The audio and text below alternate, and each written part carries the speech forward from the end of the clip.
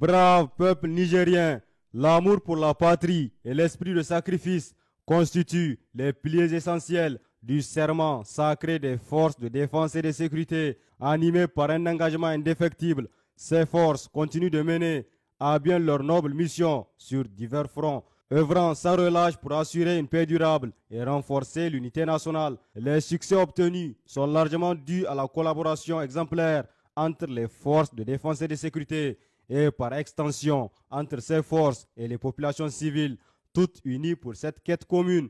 Entre le 11 et le 14 août de cette année, la situation sécuritaire du pays est restée relativement calme malgré quelques incidents survenus, dont voici la synthèse. À l'ouest du pays, dans le cadre de l'opération NIA, menée sur la rive droite du fleuve, un détachement des forces de défense et de sécurité en patrouille dans la périphérie de Torodi a procédé à l'arrestation dans la soirée du mardi 13 août d'un criminel notoire affilié à un groupe armé terroriste actif dans la région. Cette arrestation représente un coup important porté aux activités de ce groupe, renforçant ainsi la sécurité de la zone.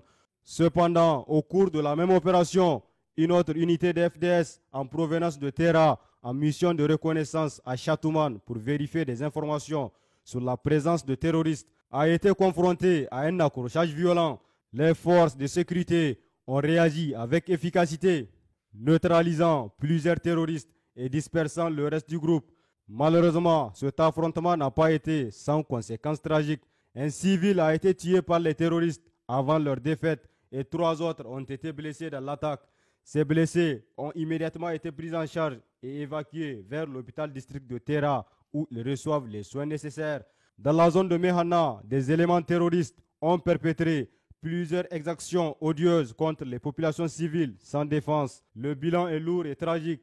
14 personnes ont perdu la vie et plusieurs autres ont été blessées dans les localités de Gangania, Amara, Mamasei, Kibibero, Kibikaina et Bandabarei. Face à cette attaque barbare, la réaction rapide des forces engagées dans l'opération Lakalkanei à Mehana a permis de neutraliser 2 terroristes, de brûler une moto utilisée par les assaillants et de récupérer des animaux volés. Les plus hautes autorités de l'État expriment leur profonde indignation face à ces actes de violence inhumains orchestrés par des individus sans foi ni loi. Elles présentent leurs condoléances les plus sincères et émues aux familles des victimes et souhaitent un prompt rétablissement aux blessés. En dépit de ces événements tragiques, les autorités exhortent les populations à ne point céder à la psychose et à poursuivre leurs travaux champêtres avec courage et détermination. Elles réitèrent leur engagement à renforcer la sécurité dans les zones vulnérables et à poursuivre la lutte sans relâche contre le terrorisme afin que la paix et la sécurité puissent prévaloir sur l'ensemble du territoire. Dans la région de Dosso, au sein de l'opération Damissa, lors d'un contrôle au marché hebdomadaire de Bumba, les forces en charge de la sécurité ont intercepté un véhicule transportant plus de 40 sacs de 50 kg d'engrais. Une femme suspectée d'être la convoyeuse de cet engrais a été interpellée. Notons que ce produit est couramment utilisé par les terroristes pour fabriquer des engins explosifs improvisés. Des enquêtes approfondies sont en cours pour élucider la situation. Dans la région de Tawa, dans le cadre de l'opération Chara, en fin de week-end dernier, la brigade territoriale de gendarmerie de Malbaza a interpellé à Guidan Ider un trafiquant de drogue. Il était en possession d'1 kg de résine de cannabis et de plus de 500 comprimés de diazépam. Dans la région de Zender, au sein de la zone de défense numéro 3, les efforts de nos forces se poursuivent dans la lutte contre les réseaux criminels et le trafic de produits de contrebande à l'échelle nationale. Ainsi, en début de semaine, une de nos unités a mené une opération dans la zone de Taketa, aboutissant à l'interception d'un véhicule transportant près de 3000 litres d'essence destinés probablement à un réseau de bandits.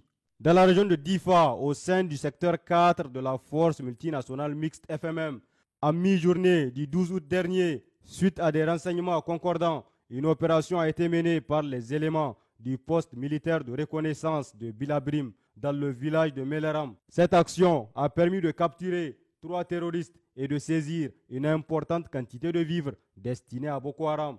Dans le même ordre d'idées, un autre ravitailleur de terroristes a été intercepté à la sortie nord de Bosso avec en sa possession plusieurs articles et vivres divers qui ont été confisqués. Enfin, aux abords de Ngourti, nos forces de sécurité ont neutralisé des bandits armés qui avaient intercepté un véhicule civil. L'intervention rapide de nos unités a contraint les assaillants à prendre la fuite sans qu'aucun dégât ne soit à déplorer. Dans la matinée de ce jour, mercredi 14 août 2024, s'est tenue dans les locaux de la base aérienne 101 de Niamey la cérémonie solennelle de triomphe de la 19e promotion d'élèves officiers d'actifs couplée à la sortie de la 10e promotion d'élèves officiers collatéraux de l'école de formation des officiers des forces armées nigériennes et FOFAN. Cette cérémonie a été présidée par Monsieur le général de corps d'armée, ministre d'État, ministre de la Défense nationale, Salif Modi, en présence du chef d'état-major des armées, le général de brigade, Moussa Salaw Barmou, de plusieurs autorités civiles et militaires, ainsi que les familles et proches des récipiendaires.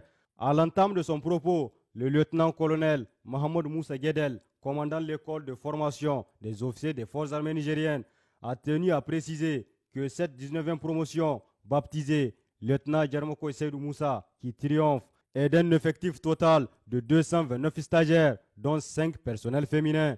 Il s'agit de 213 nationaux répartis comme suit: 168 des forces armées nigériennes, 24 de la gendarmerie nationale, 21 de la garde nationale du Niger et 16 autres provenant des pays frères et amis, dont 4 du Togo, 3 du Bénin, 2 du Mali, 2 du Burkina Faso, 2 du Sénégal, 2 du Tchad et enfin 1 de la Guinée-Conakry. Quant à la promotion des collatéraux, elle comprend 28 élèves officiers, dont 2 féminins, consacrés le 6 février dernier sous le nom de baptême Sauvegarde de la Patrie. Après une parade d'honneur exécutée par les stagiaires, le président du Conseil national pour la sauvegarde de la patrie, chef de l'État, chef suprême des armées, Abdourahmane Tchani, les a promus au grade de sous-lieutenant. Ces premiers attributs d'officier, fièrement arborés par ces jeunes Wangari, précédés de l'obtention du diplôme de chef de section interarmes, sont les fruits des efforts surmontés et endurés avec dextérité lors de 2 années de scolarité au temple de la connaissance, de l'excellence et du dépassement de soi. Auparavant, dans son allocution, le général de corps d'armée, Salif Modi, a félicité chaleureusement le personnel d'encadrement qui a su brillamment inculquer des vertus guerrières de notre armée à ces jeunes officiers qui seront déployés bientôt pour servir loyalement leur pays respectif. Il a poursuivi son intervention en exhortant les sous-lieutenants nouvellement promus à s'imprégner pleinement du contexte de reconquête de notre souveraineté et conduire à bon port la destinée des hommes qui leur seront confiés dans le cadre de leurs missions opérationnelles.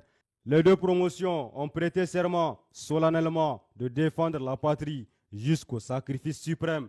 Chers compatriotes, l'FDS vous exhorte à redoubler davantage d'efforts en leur fournissant, dans la mesure du possible, des informations crédibles pour des interventions efficientes. Nos numéros d'appel d'urgence restent toujours disponibles 24 heures sur 24. Pour les forces armées nigériennes, le 40-40. Pour la police nationale, le 83-83. Vive le Niger libre et souverain.